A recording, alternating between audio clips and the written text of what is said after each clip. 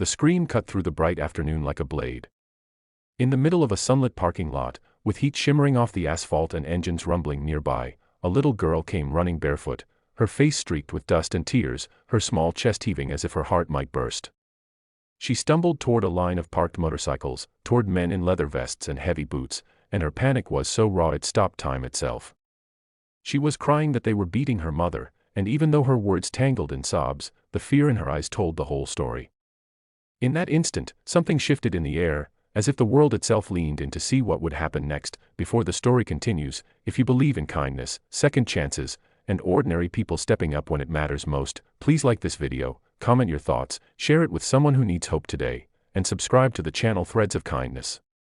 Your support helps keep these powerful stories alive. The girl's name was Amara, only 6 years old, with tangled hair and scraped knees that hinted at a life already too heavy for such small shoulders.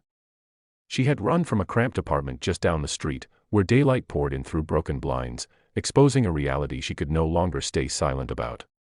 Her mother, Serena, had been trying to hold her life together after escaping years of instability, working 2 jobs, smiling through exhaustion, and telling her daughter that things would get better. But that afternoon, the past had come roaring back in the form of a man who believed fear was power.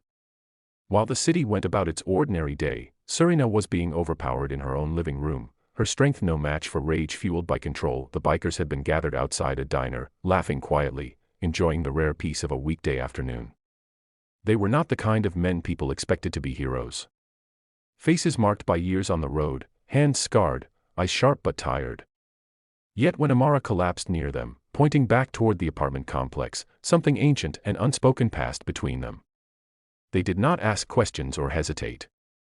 Engines went silent. Smiles vanished. What replaced them was focus, the kind born from knowing exactly who you are when a moment demands it.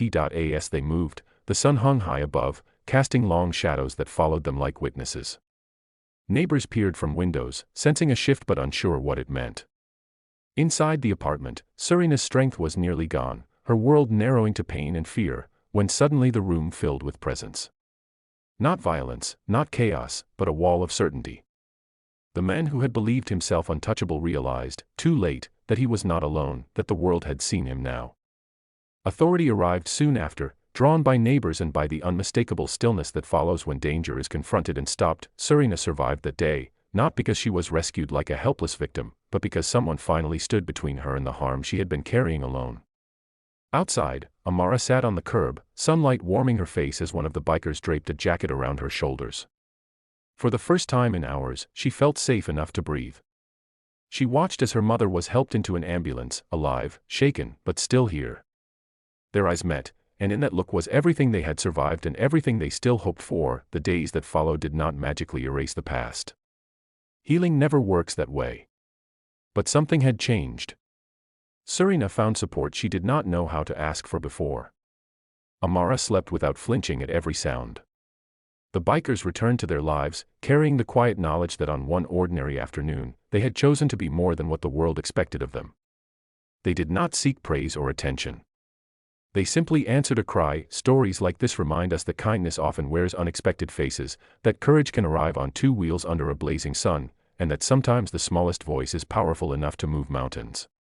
If this story touched your heart, please take a moment to like this video, share it with others, and let us know how it made you feel.